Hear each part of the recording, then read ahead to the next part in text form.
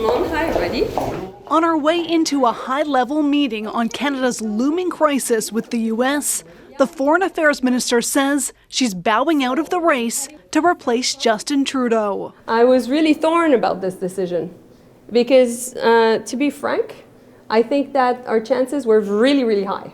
Mélanie Joly says she's ready to lead the Liberals, but not right now, focusing instead on Donald Trump and his tariff threat. Canadians are anxious when they hear President-elect Trump saying and restating again his threats. So I decided to put my country first, and I decided to do my job. She's the second member of Trudeau's cabinet to say they're out of the race for that reason. I will be solely focused on the real economic threat. With Dominic LeBlanc out, a source says former Bank of Canada Governor Mark Carney is picking up some of his support. CBC News has learned that after months of speculation, Carney is expected to launch his campaign next week, with more than 30 MPs backing him.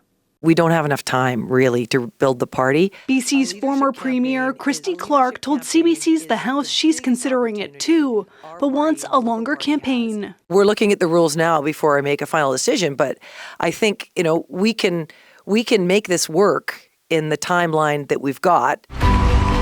The Liberal Party releasing a video setting the date and those rules. The entrance fee for candidates is $350,000, one of the highest in Canadian political history. I would have preferred the party set it lower so that we would have a more inclusive race. For me, though, I don't see that as a huge barrier.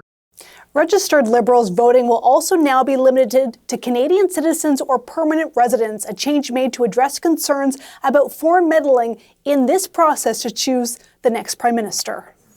Ashley, now that the rules are out, we are expecting to see more candidates announce their intentions.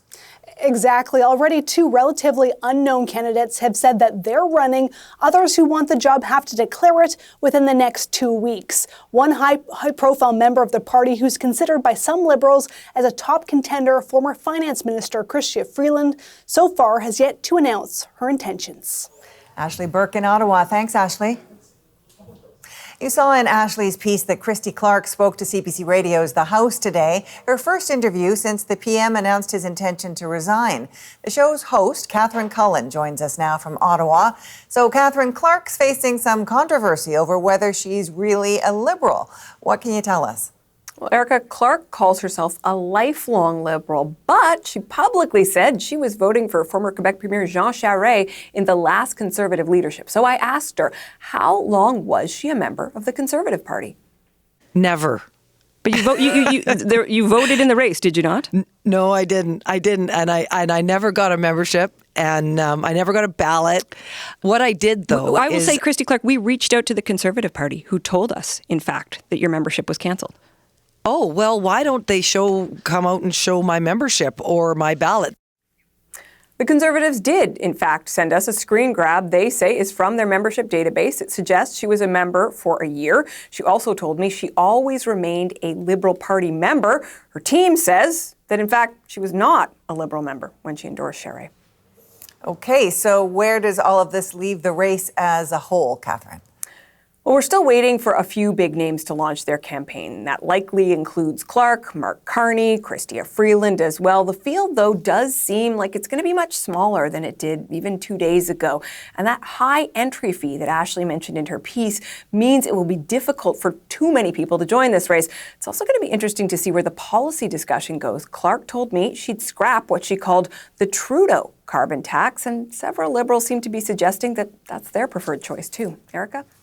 Thanks for that, Catherine. Catherine Cullen in Ottawa. Christy Clark appeared to elaborate tonight on the statement she made to Catherine in that interview for CBC Radio's The House. In a post on X, she says she misspoke and that she has learned a lesson. She went on to say, quote, "I have always been clear that I supported Jean Charest to stop Pierre Poilievre."